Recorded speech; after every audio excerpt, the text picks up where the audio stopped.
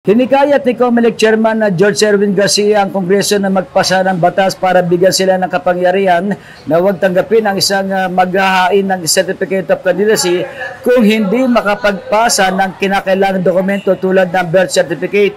Ayon kay Garcia, sa kasalukuyan, ang trabaho nila ay tumanggap lamang ng COC ng nais tumakbo sa halalan kahit pa walang katiyakan kung totoo ang mga inilagay nila. Sa ilalim niya ng nabanggit na proseso, inire-require lamang ng COMELEC ang mga nais kumandidato na mag-hain ng COC na nasa ilalim ng batas. Basta't ang mga magpapasa ng COC ay mga Filipino citizen, habang pagdating sa local election ay maaring mga foreign national na naging naturalized Filipino citizen.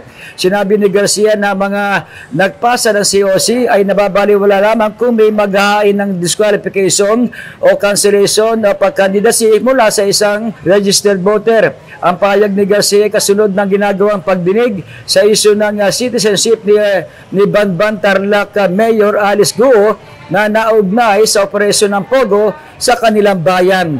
Pero sinabi ni Garcia na kung anuman ang magiging desisyon ng Kongreso ay susundin nila at kanilang ipapatupad. Para sa MBC TV Network News, ito si Boy Gonzales. Sama-sama tayo, Pilipino.